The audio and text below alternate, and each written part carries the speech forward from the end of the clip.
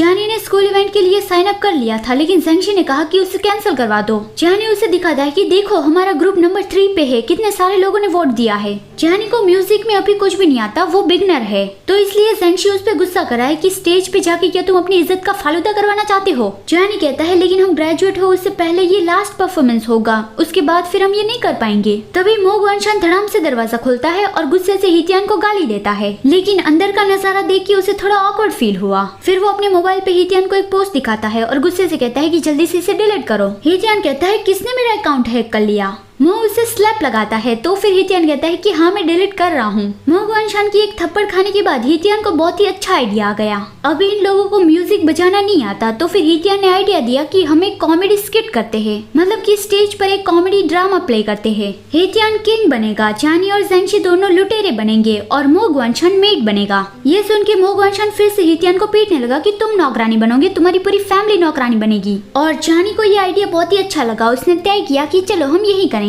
जैसा कि हितियान सुबह से कह रहा है कि आज स्कूल के बाद वो मो गुआनशान के साथ डेट पे जाने वाला है, लेकिन छुट्टी होने के बाद मो गुआनशान जल्दी जल्दी में चला गया। हितियान उससे कॉल करके पूछता है कि तुम मेरे लिए रुकी क्यों नहीं। मो ने ये कह के फोन रख दिया कि तुम्हारे साथ खेलने का मेरे पास टाइम नहीं है।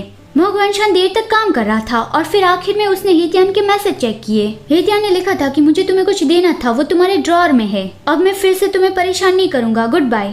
फिर काम खत्म करने के बाद मो गुआनशान हितियान के घर पहुंचा और दरवाजा खटखटाता है, लेकिन उसे रियलाइज हुआ कि मैं यहाँ पे क्यों आया हूँ। वो वापस जाने लगा, लेकिन हितियान दरवाजा खोलता है और उसे रोक लिया कि अंदर आ जाओ। वो अभी अभी शावर से बाहर आया था, तो उसने कपड़े नहीं पहने थे, तो मो उसे दूर करने लगा। हितियान कहता है तुम मानते हो कि तुम्हें सॉरी फील हो रहा है। मो कहता है मुझे सॉरी नहीं फील हो रहा। हितियान कहता है नेक्स्ट टाइम फिर से तुमने मुझे गुस्सा दिलाया तो फिर मैं तुम्हें किस करूंगा। तो फिर मो गुआनशान मान गया कि हाँ ठीक है, मैं नेक्स्ट टाइम तुम्हारा स्कूल के बाद इंतजार करूंगा। फिर अंदर जाने के बाद हितियान उससे पूछता है कि तुमने अभी खाना नहीं खाया है ना। मो कहता है मैं तुम्हारे लिए खाना नहीं बनाऊंगा, लेकिन हितियान कहता है मैं तुम्हारे लिए खाना बनाऊंगा। हितियान ने खाना बना लिया। खाना तो अच्छा नहीं दिख रहा था, लेकिन उसने प्लेटिंग अच्छा किया था। मो कहता है ये क्या है। हितियान कहता है फ्रोजन डम्पलिंग्स।